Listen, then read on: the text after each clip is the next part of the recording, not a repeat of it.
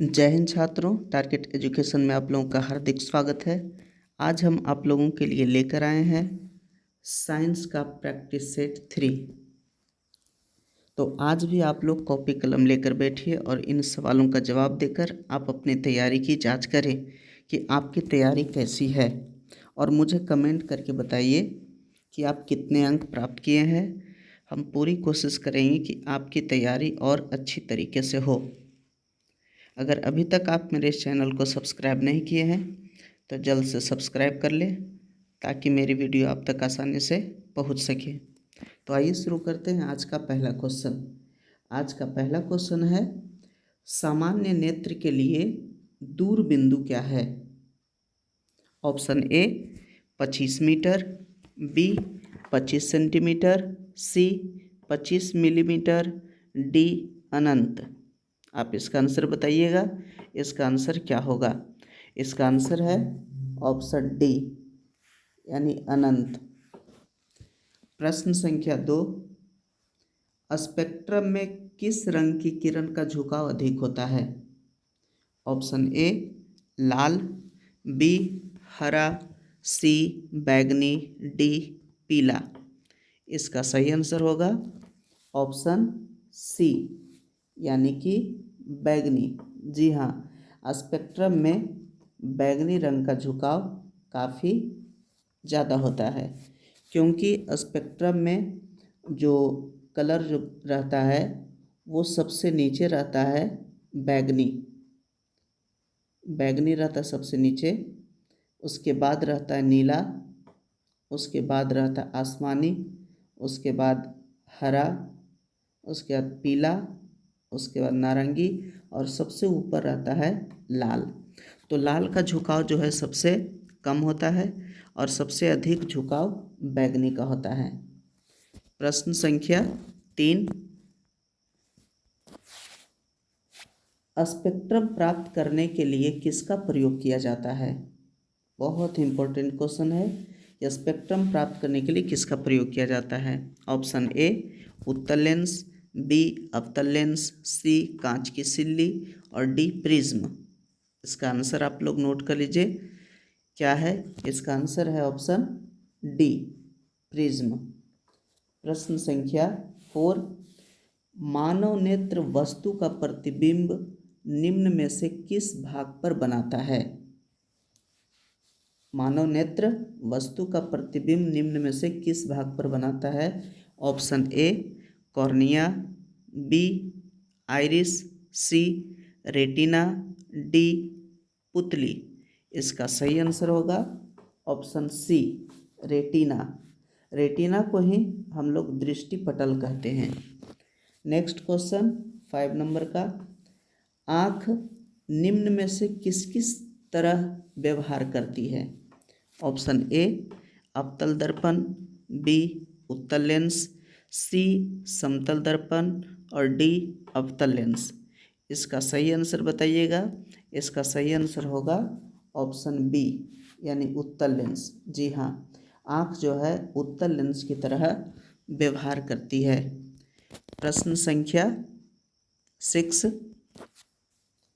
श्वेत प्रकाश में कितने वर्ण होते हैं? बताइएगा। इसका आंसर ऑप्शन है ए 4, बी 5, सी 6, डी 7। इसका सही आंसर होगा ऑप्शन डी 7। श्वेत प्रकाश में 7 वर्ण होते हैं। श्वेत प्रकाश हम लोग जो सूर्य की जो रोशनी है वो श्वेत प्रकाश होती है और उसमें 7 रंग होता है। प्रश्न 7, श्वेत प्रकाश की किरण जब किसी प्रिज्म से होकर गुजरती है तब सबसे अधिक विचलित कौन सा वर्ण होता है? ऑप्शन ए लाल, बी पीला, सी बैगनी, डी हरा। इसका सही आंसर होगा ऑप्शन सी बैगनी। नेक्स्ट क्वेश्चन है 8 नंबर का, प्रकाश के किस वर्ण के लिए तरंगदैर्ध्य अधिक होता है? ऑप्शन ए लाल, बी पीला, सी बैगनी, डी हरा। इसका सही आंसर होगा ऑप्शन ए लाल। प्रश्न संख्या 9 किसी अंतरिक्ष यात्री को आकाश कैसा प्रतीत होता है? ऑप्शन ए नीला, बी काला, सी लाल, डी आसमानी।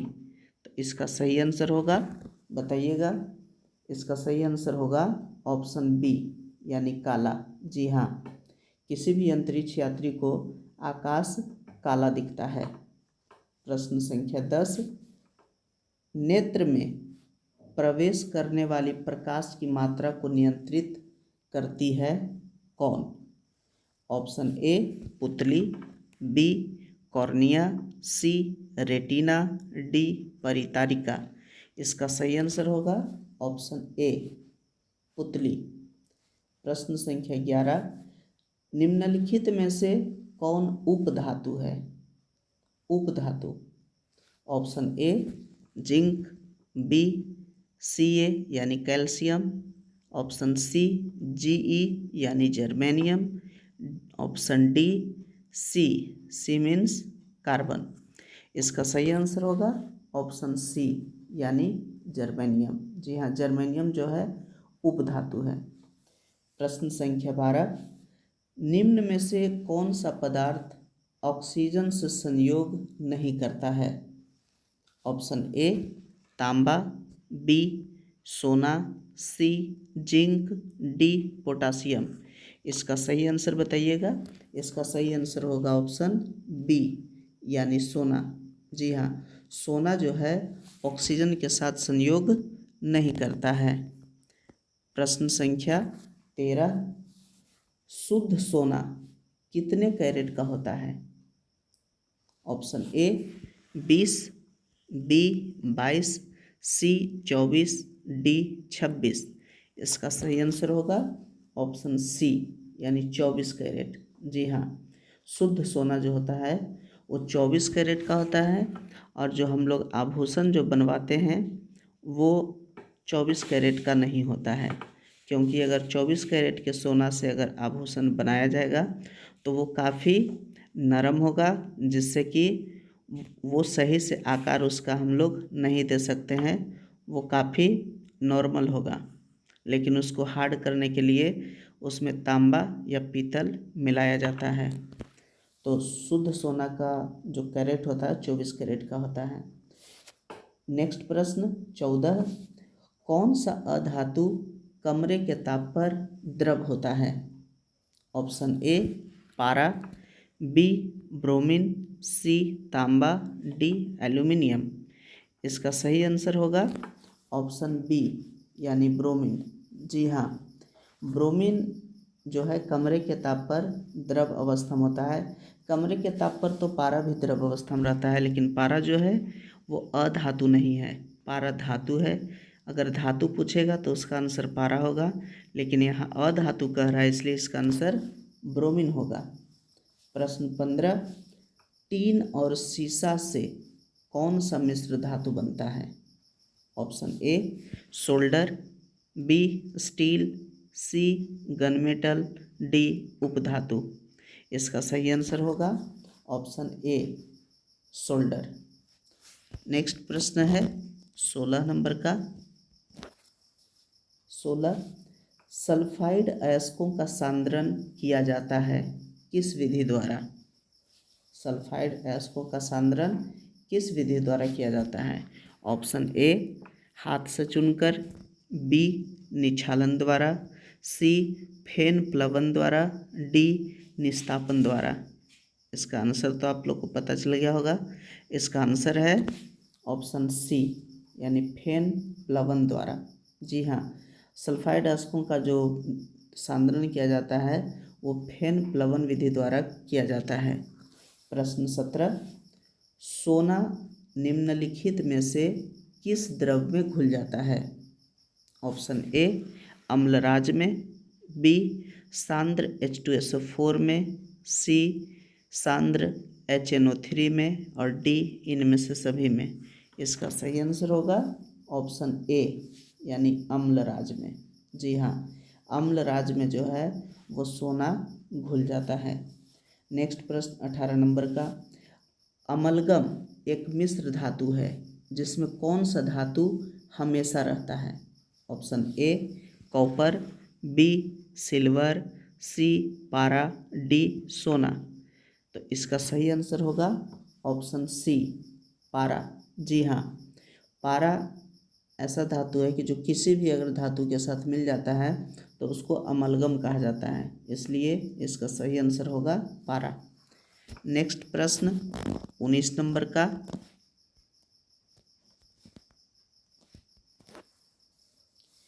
धातु का पतले तार के रूप में खींचने की क्षमता को क्या कहते हैं? जो धातु का तार हम लोग खींचते हैं तो उसमें जो खींचने का जो गुण होता है उसको क्या कहा जाता है? ऑप्शन ए आघातवर्ध्यता, बी तन्यता, सी लचीलापन, डी इनमें से कोई नहीं। इसका सही आंसर होगा ऑप्शन बी तन्यता। जी हाँ, जो तार के रूप में खिंचाता है उसको तन्यता का गुण कहा जाता है। और जब धातु पर अगर हम वार करते हैं यानी पीटते हैं, आघात करते हैं, अगर वो चदरे की तरह फैलता है तो उसको कहा जाता है आघातवर्ध्यता। लेकिन अगर तार के रूप में खिंचाता है तो उसको तन्यता कहा जाता है। प्रश्न 20, सबसे अधिक तन्य धातु कौन है? सबसे अधिक तन्य धातु, ऑप्शन ए चांदी, बी एल्युमिनियम बी तांबा, सी एल्युमिनियम और डी सोना। इसका सही आंसर होगा ऑप्शन डी सोना। जी हाँ, सोना जो है सबसे अधिक तन्य धातु है, क्योंकि 1 ग्राम सोना से लगभग 2 किलोमीटर तक के पतला तार के रूप में उसको खींचा जा सकता है। 2 किलोमीटर तक 1 ग्राम सोना से, तो सोचिए कि कितना उसमें तन्यता का गुण है। इसलिए कहा जाता है कि सोना जो है वो सबसे अधिक तन्य धातु है। नेक्स्ट प्रश्न 21 नंबर का, शरीर की प्रधान नियंत्रक ग्रंथि किसे कहा जाता है? ऑप्शन ए जनन ग्रंथि को, बी पीयूष ग्रंथि को, सी थायराइड ग्रंथि को, डी इनमें से कोई नहीं। तो प्रधान नियंत्रक ग्रंथि जो है ऑप्शन बी यानी कि पीयूष ग्रंथि को कहा जाता है। प्रश्न संख्या 22, निम्नलिखित में से कौन सी अनैच्छिक क्रिया नहीं है? अनैच्छिक क्रिया नहीं है। ऑप्शन ए वमन, बी चबाना, सी लार आना, डी हृदय का धड़कना। इसका सही आंसर होगा ऑप्शन बी यानी चबाना। जी हाँ, चबाना जो है वो अनैच्छिक क्रिया नहीं है। वमन, लाराना, हृदय का धड़कना यह सब अनैच्छिक क्रिया है। नेक्स्ट प्रश्न 23 नंबर का, रासायनिक दूत किसे कहा जाता है?